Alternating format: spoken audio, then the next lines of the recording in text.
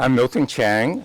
Today I will show you a Chinese Lacebark Elm that I got from a nursery, and I will go over how to make it into 3 different kinds of bonsai. And what you will see, the tools I use are essentially just this little clipper. And although I would say there are several tools that you should consider getting, but not much more than that. You don't need complication. This is a really good tool, and this is stainless steel. It will last a lifetime. And this is also for straighten out the roots and to get rid of soil. That's also a useful tool.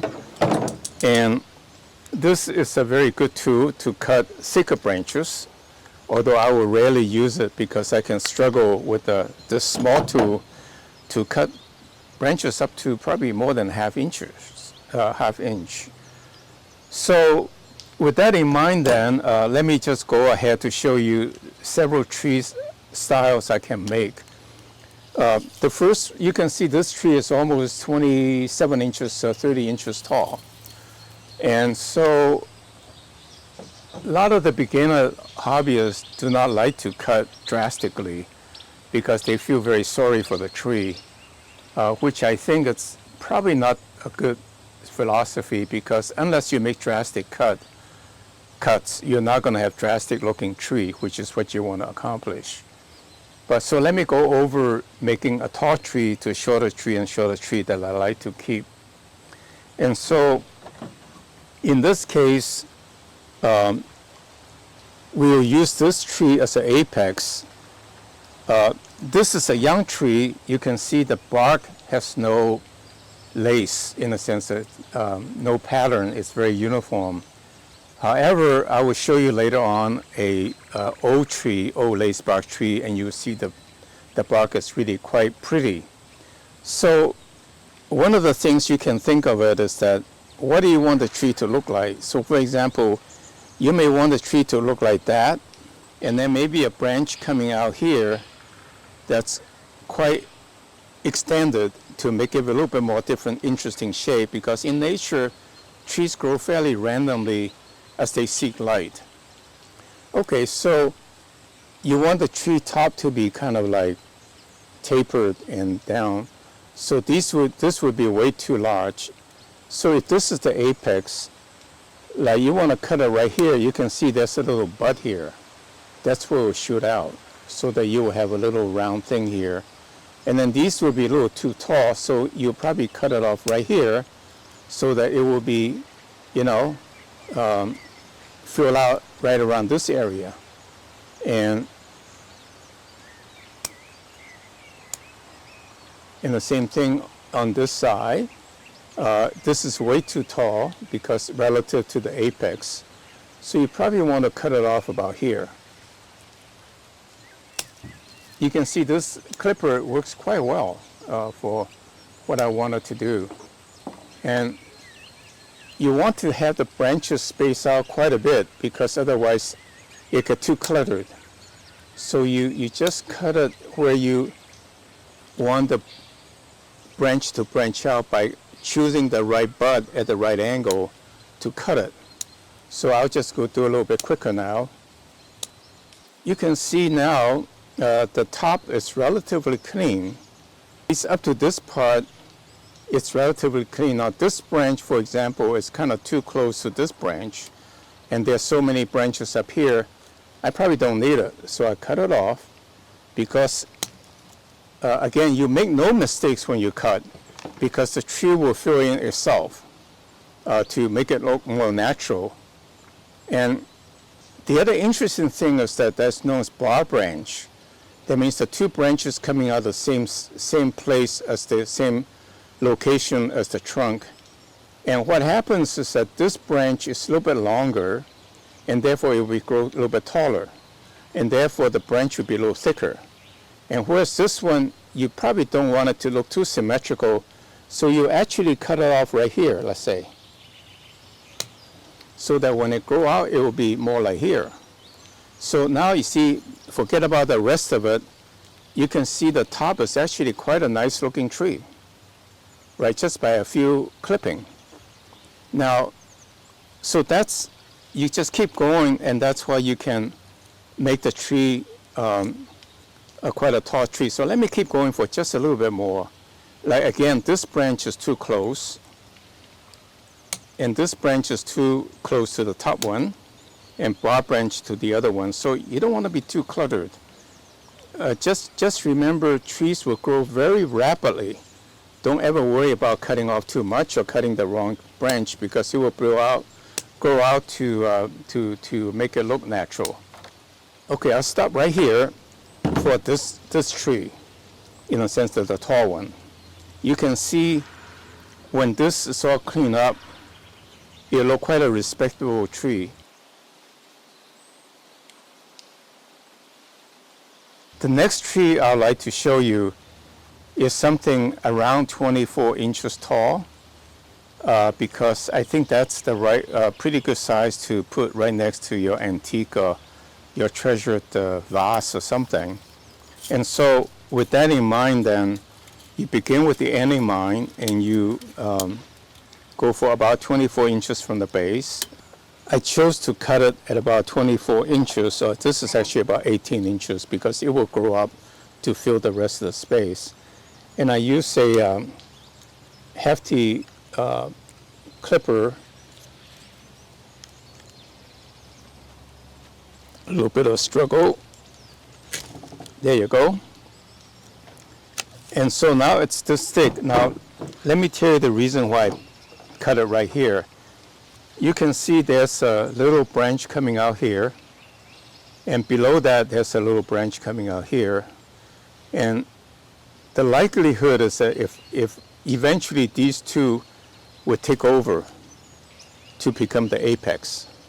So I need an apex at the top. Always keep in mind you need an apex, which is somewhat close to the top. It doesn't have to be exactly in the top, because the tree kind of like, it's never quite totally straightforward.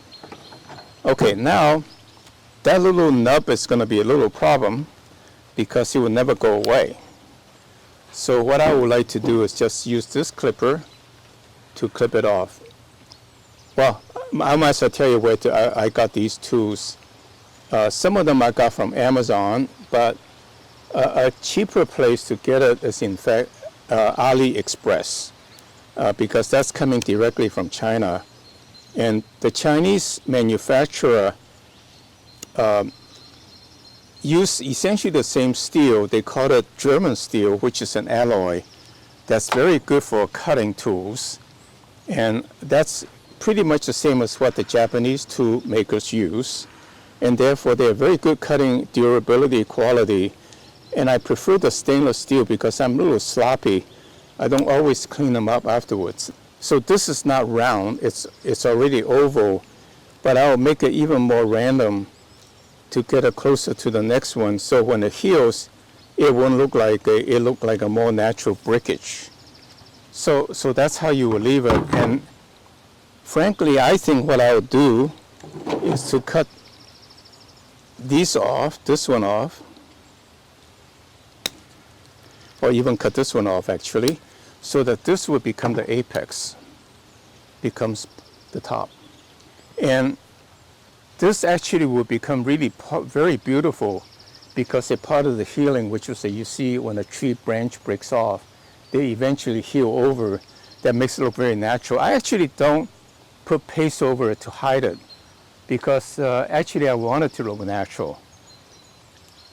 So this is the beginning of a tree that's about 24 inches tall when you finish. Begin with the end in mind.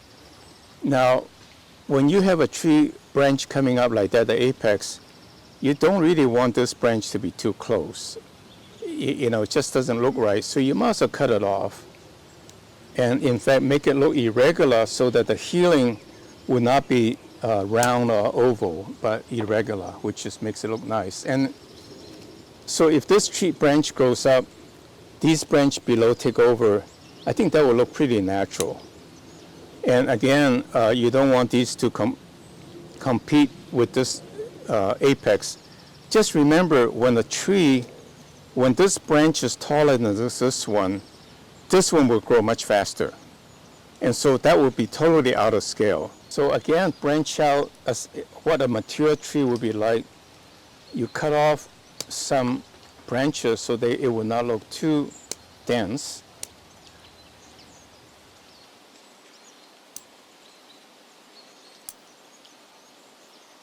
You can see it's really fairly quick. I can probably make a bonsai tree in 15 minutes. Okay, so well, this branch turns out it's already broken, halfway broken, so I cut it off because this can always come over to fill out the hole. This is too long. Okay, now I have to do more thinking on this side.